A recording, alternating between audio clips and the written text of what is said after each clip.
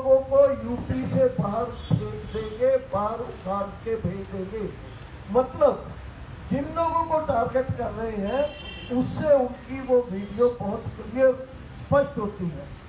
और 3 तारीख को उनका बेटा अपने साथियों के साथ उस पूरा जो एक साजिश रची जा रही थी उसको एक व्यवहारिक अंजाम देते हैं।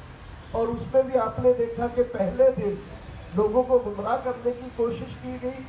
जैसे ही वीडियो वो थार जीप वाली आई और दूसरी कुछ वीडियोज आई तो लोगों को समझ आया कि कैसे ये जो घटना है ये सिंपल घटना नहीं है, ये घटना उस पूरी साजिश का हिस्सा एक तरफ है और दूसरा इस घटना के जरिए ये लोगों के ऊपर एक टेरराइज अटैक कर रहे हैं, टेरर अटैक कर रहे हैं। यानी एक लोगों को चुप कराने की कि आप अपनी बात मत रखो, काले झंडे तो क्या आपको वोट। पहले ही 25 तारीख की जो घटना थी, वीडियो थी, हमने उसको बहुत वायरल किया, लोगों को बताया। और 3 तारीख की घटना को जैसे ही आई उसको हमने देखा कि कैसे हमारे 4 साथी और एक पत्रकार साथी जो थे कश्यप जी वो शहीद हुए। और उस घटना के साथ उन्होंने जो दहशत पाने की कोशिश की, टेरराइज करने की कोशिश की, संयुक्त किसान मोर्चे ने पूरे देश में इसके विरोध में डिमांड करते हुए उसके पिताजी के बारे में और इनके बारे में पूरे देश से एक मेमोरेंडम भेजा राष्ट्रपति जी को नेक्स्ट डे ही। और ये जो एक वातावरण क्रिएट कर रहे थे उस वातावरण को हमने तोड़ा। इस बैकग्राउंड में पूरी घटना को देखना चाहिए। और आज भी वहाँ के किसान जनरली, खासकर के पंजाबी किसान स्पेसिफिकली, वो उनके ऊपर अटैक होने की संभावना है। उसी दिन खट्टर जी का बयान आया जो आपने सुना होगा। ये कुल मिला के एक बैकग्राउंड है जिसमें मोदी जी का बयान भी उस दिन आया था। इन पूरी विचारधारक लड़ाई में हमारे किसान विक्टिम हुए हैं, शहीद हुए हैं। और इस प्रेस कॉन्फ्रेंस के जरिए मैं आपको ये बताना चाहता हूँ कि संयुक्त किसान मोर्चा इस लड़ाई को अंत तक लड़ेगा। धन्यवाद। अब मैं सरदार जोगेंद्र सिंह उग्राह से आग्रह करूँगा कि वो इस बात को आगे बढ़ाएं। जोगेंद्र सिंह उग्राह जी अध्यक्ष हैं भारतीय किसान यूनियन एकता उग्राह। साथियों, हमारा किसान आंदोलन ठीक 10 महीने के ऊपर चला गया। जब से ये आंदोलन शुरू हुआ है, ये पीसफुल तरीके से ये आंदोलन शुरू हुआ था तो पीसफुल तरीके से ही चल रहा है। लेकिन बीजेपी सरकार ने इसको खिलाने के लिए, इसको काटने के लिए जितनी कोशिशें भी की, सब की सब ने काम की है।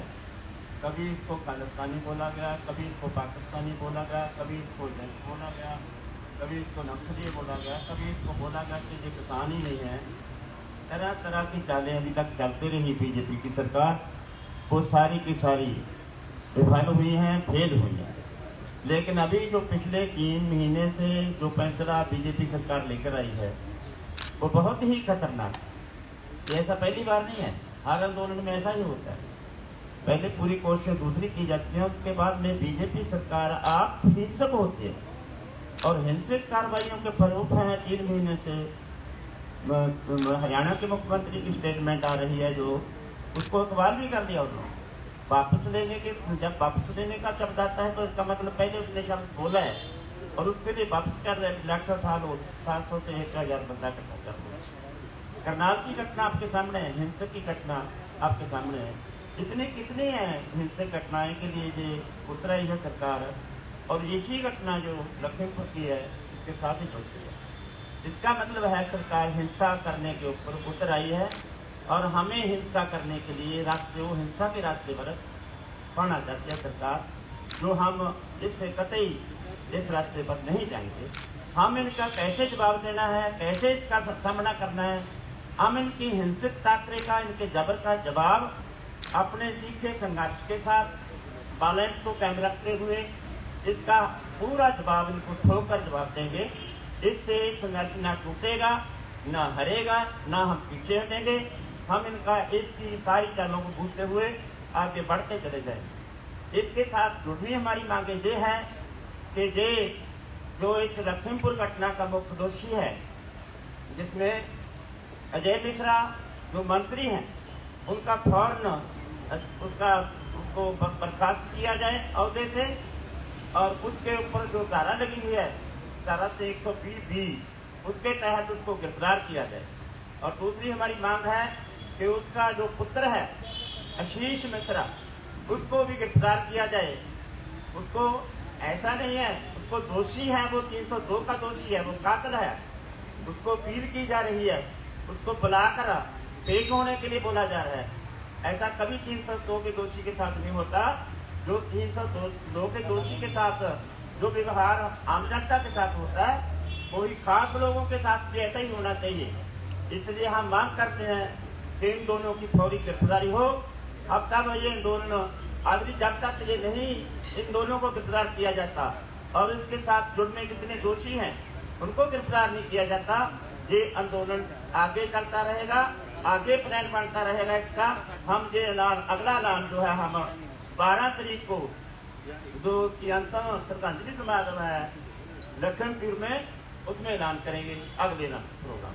Thank you. उग्राह साहब ने स्पष्ट किया कि हमारी मांग है कि गृह राज्य मंत्री अजय मिश्रा को बर्खास्त किया जाए और उनकी गिरफ्तारी हो, क्योंकि इस पूरे षड्यंत्र में, जैसा डॉक्टर दर्शनपाल ने बताया, इसकी शुरुआत शह देना, षड्यंत्र बनाना और उसके बाद कातिलों को प्रोटेक्ट करना, इन सब में केंद्रीय गृह राज्य मंत्री इन्वॉल्व हैं। उनकी गिरफ्तारी होनी चाहिए और उनके बेटे को, जिसको आज ससम्मान उत्तर प्रदेश पुलिस ने बातचीत करने के लिए बुलाया है, काश इतनी खूबसूरती से उत्तर प्रदेश पुलिस वहां के सब नागरिकों से व्यवहार करती, उसको तुरंत गिरफ्तार किया जाए। ये हमारी मांग है, स्पष्ट किया है।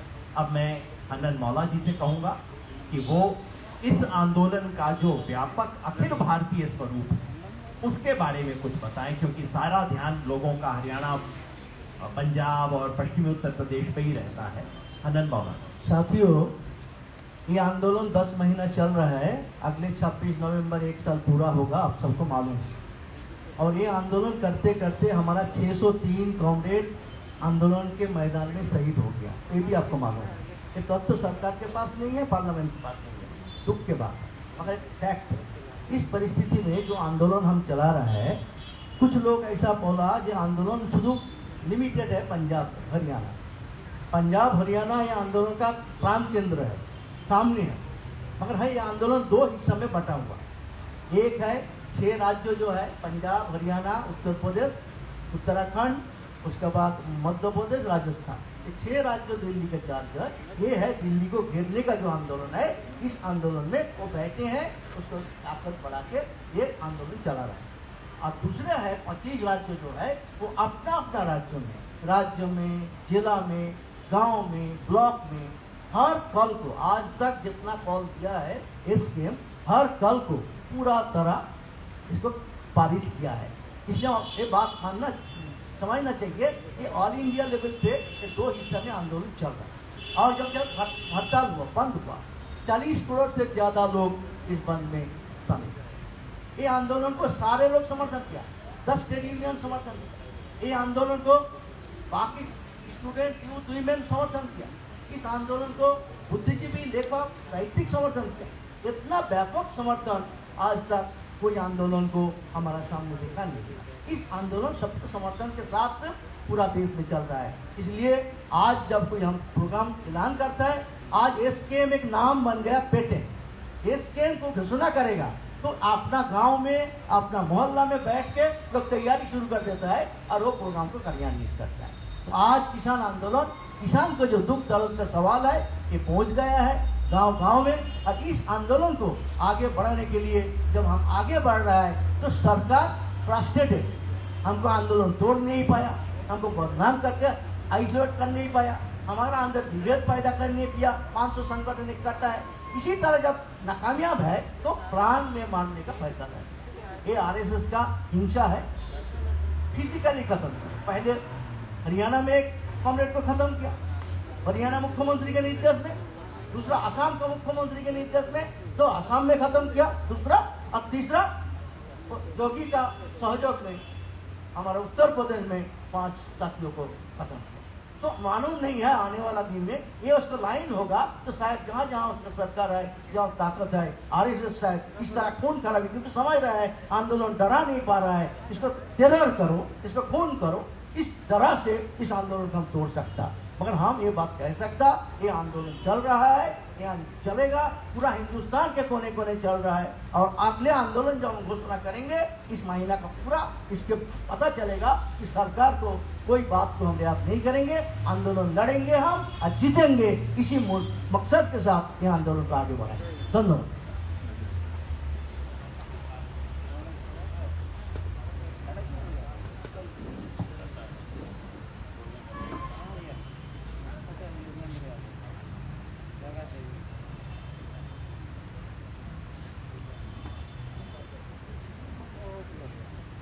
जी, अब मेरी जिम्मेवारी है कि जैसा हमारे तमाम साथियों ने बताया है कि इस संघर्ष को हम आगे लेके जाएंगे लोकतांत्रिक तरीके से, शांतिमय तरीके से। तो क्या प्रोग्राम होगा?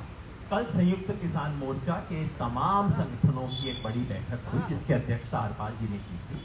उस बैठक में जो निर्णय हुए वो मैं आपके सामने बता रहा हूँ, पढ़ के सिर्फ सुना दे रहा हूँ, बाकी साथी आगे उसका विस्तार से बताएं। 5 अपील हम पूरे देश के लिए कर रहे हैं।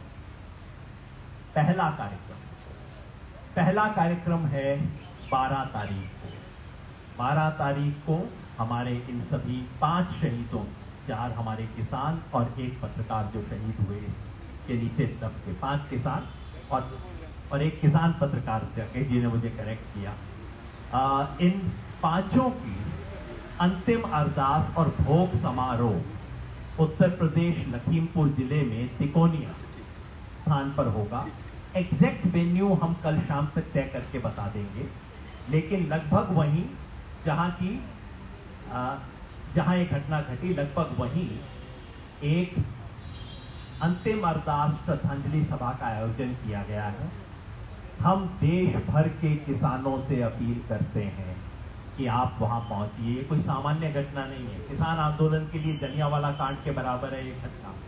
देश भर के किसानों से हम अपील करते हैं कि आप जो संभव है तिकोनिया लखीमपुर खीरी में 12 तारीख को सुबह पहुंचिए।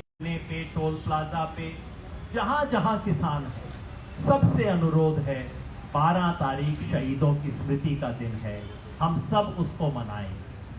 देश के तमाम नागरिक संगठनों से हमारा अनुरोध है कि 12 तारीख शाम को कैंडल लाइट ले अपने अपने राज्य में संयुक्त किसान मोर्चा के जो सहयोगी संगठन है वो तय करेंगे यात्रा का विसर्जन कहाँ पे होगा।